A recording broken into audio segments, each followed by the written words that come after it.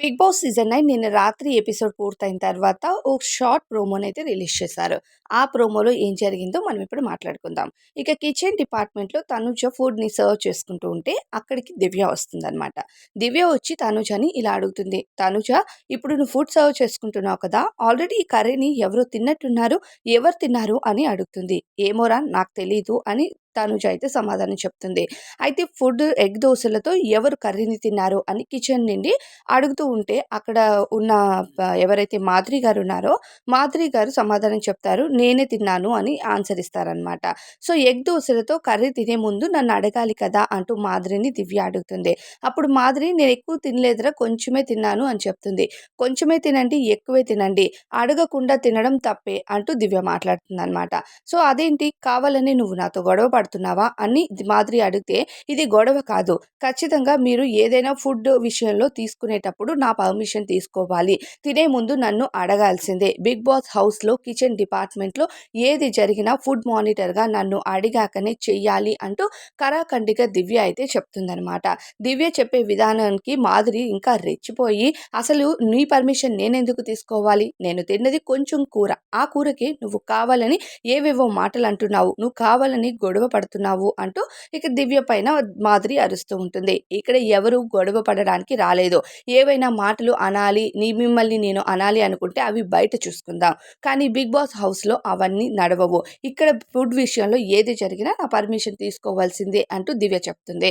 దానికి మాధురి ఇంకా కాస్త గొడవ పెంచుకోవడానికి అసలు నాకు ఫుడ్ మానిటరే నచ్చలేదు. ఇమ్మీడియేట్‌లీ ఫుడ్ మానిటర్‌ని చేంజ్ చేయండి అంటూ ఇక దివ్య పైన రెచ్చిపోతుంది. ఇక దివ్య ఊరుకుంటుందా? ఇక ఫుడ్ విషయంలోనే రీతు ఒక దోస విషయంలోనే దివ్యని నామినేట్ చేసిన సంగతి తెలిసిందే.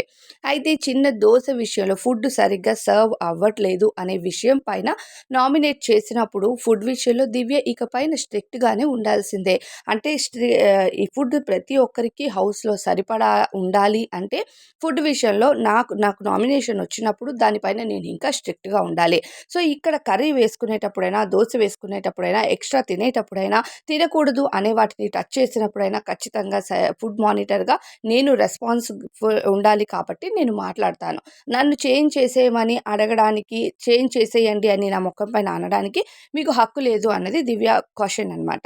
అయితే ఇక మనకు తెలుసు నామినేషన్‌లో ఆల్రెడీ ఒక దోస్ కోసం నామినేట్ చేసినప్పుడు దివ్య అలా ఉండడంలో తప్పేముంది? దివ్య స్ట్రిక్ట్‌గా అడిగింది. స్ట్రిక్ట్‌గా చెప్పింది.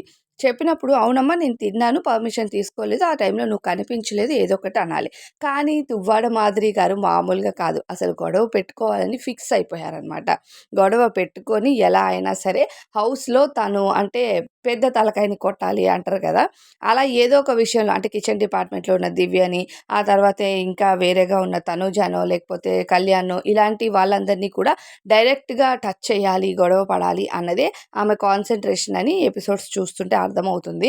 ఇక దువ్వాడ మాధురి గారు స్టైల్‌గా మానిటర్‌ని చేంజ్ చేసేయండంటే అది కుదిరేది కాదు. హౌస్‌లో ఒక్కొక్కరికి ఒక్కొక్క బాధ్యత అయితే ఇస్తారు. అలా దివ్యకి ఫుడ్ మానిటర్ బాధ్యత ఇచ్చారు. తనకి జరిగిన తప్పుని తనకి నామినేషన్‌లో వచ్చిన క్వెషన్‌కి తన దగ్గర సమాధానం లేకపోయినా ఇప్పుడైతే తను దాన్ని మార్చుకోవాలి అనుకుంటుంది కాబట్టి తను కరెక్ట్‌గానే ఆన్సర్ ఇచ్చిందని నా ఒపీనియన్ అనమాట. కానీ దువ్వాడ మాధురి గారు అలా కాదు ఇమ్మీడియేట్‌గా చేంజ్ చేసేయండి. కొంచెమే తిన్నాను అంటే అది ద వే ప్రోమోలో తను ఆన్సర్ చేసిన విధానం మాత్రం ప్రాపర్‌గా లేదనే చెప్పాలి. ఇక హౌస్‌లో ఇప్పటికే వైల్డ్ కార్డ్ ఎంట్రీస్ వచ్చిన తర్వాత చాలా గొడవలు పెరిగిపోయాయి.